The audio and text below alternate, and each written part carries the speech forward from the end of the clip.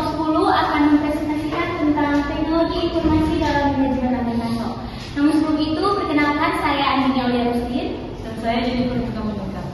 Dan pada poin yang pertama yaitu peran informasi.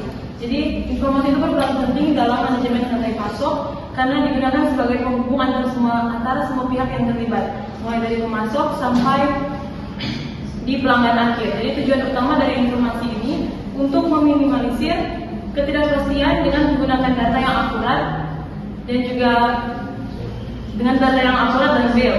Dengan begitu perusahaan itu dapat meminimalisir masalah yang ada seperti kekurangan atau kelebihan stok. Yang kedua, teknologi informasi dalam manajemen rantai pasok. Teknologi informasi ini adalah alat yang digunakan untuk mengalirkan informasi agar berjalan dengan efektif dan efisien. Teknologi informasi ini membantu perusahaan untuk mengintegrasikan data mulai dari semua departemen dan mitra bisnis ke satu sistem yang terpusat. Dan hal ini membantu visibilitas rantai pasok secara keseluruhan sehingga perusahaan dapat melacak perkembangan barang dari satu titik ke titik yang lain. Yang ketiga, infrastruktur teknologi informasi. Jadi untuk melakukan fungsinya itu diperlukan infrastruktur yang kuat. Yang pertama itu perangkat keras atau hardware.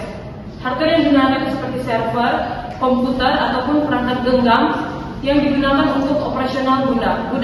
Dan yang kedua itu perangkat lunak atau software seperti aplikasi yang digunakan untuk mengelola data dan proses bisnis seperti sistem perencanaan sumber daya perusahaan atau ERP untuk mengintegrasikan fungsi bisnis. Dan yang ketiga itu jaringan, yaitu konektivitas untuk digunakan memperluas data dengan menggunakan internet ataupun jaringan internal perusahaan. Selanjutnya yaitu komponen-komponen teknologi informasi dalam rantai pasok. Yang pertama ada ERP atau sistem perencanaan sumber daya perusahaan. Jadi ERP ini sering digunakan dalam rantai pasok perusahaan. Kenapa saya bilang sering digunakan? Karena ERP ini sudah mengintegrasikan seluruh fungsi bisnis dalam satu platform. Yang kedua ada WMS atau sistem manajemen gudang. Jadi warehouse management ini adalah suatu sistem yang dirancang untuk mengelola serta mengawasi stok gudang ataupun operasional di gudang. Yang ketiga ada TMS atau Transportation Management System. Jadi TMS ini dirancang untuk mengawasi ataupun mengelola transportasi, bertujuan untuk kita bisa melihat rute yang diarahkan.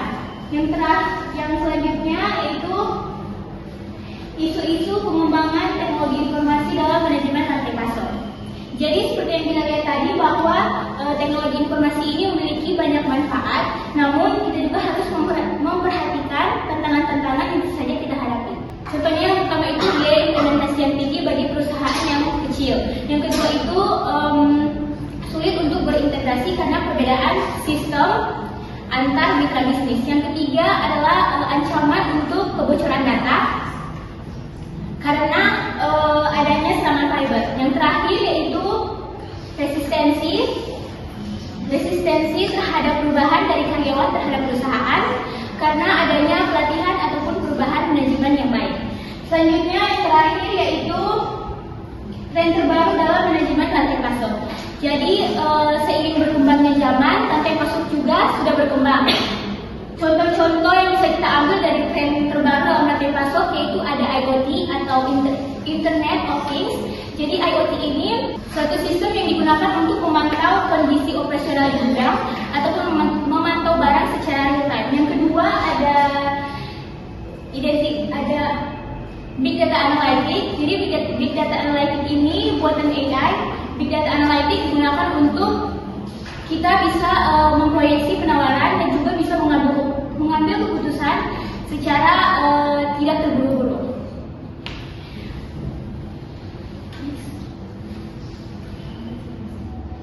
Kesimpulannya, Teknologi informasi atau TI ini berperan penting dalam manajemen rantai pasok karena mampu mengurangi ketidakpastian, meningkatkan efisiensi dan mempercepat pengambilan keputusan melalui aliran informasi yang akurat. Sekian presentasi dari kami.